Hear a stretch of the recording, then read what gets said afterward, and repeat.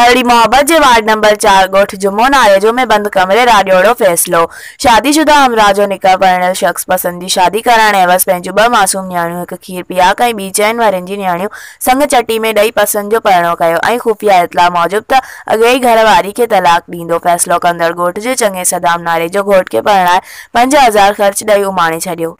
Report Abdul Fattah वैस जे मुताबिक़ थरड़ी मोहब्बत जे एसएचओ सजाद जमाली मीडिया सां ॻाल्हाईंदे चयो त 2 ॾींहं अॻु असांखे मालूम थियो त आशिक सीलियो जी धीअ जी ज़बरदस्ती शादी कराई वञे पई। नारी जे पीउ अहिड़ो को बि मसइलो न थींदो ऐं मालूम थियो त नारी जी शादी ते जेका बिना रुख़सती जे ऐं 1 कलाक अंदरि परिणो ऐं फैसलो थियो जेकॾहिं बंदि कमरनि में अहिड़ा फैसला थिया आहिनि त उन्हनि खिलाफ़ कार्रवाई कई वेंदी। इहो आहे जॾहिं हुनजो पीउ पाण चए थो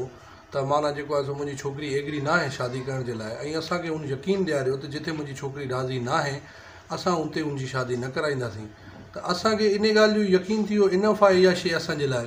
अगरि उहा छोकिरी माना जेको आहे सो या हुनजे तरफ़ां का कंप्लेनेंट अचे हा असां ॾे त असां उन कंप्लेनेंट जे मार्फत असां जे बारे में मूंखे इल्मु न आहे ऐं जरगो अगरि थियो आहे त असां उनजी बिल्कुलु जांच कंदासीं ऐं अहिड़े क़िस्म जो जरगो ते सख़्ती सां मथां खां डायरेक्शन्स आहिनि त पाबंदी आहे अहिड़े क़िस्म जे जरगे ते न को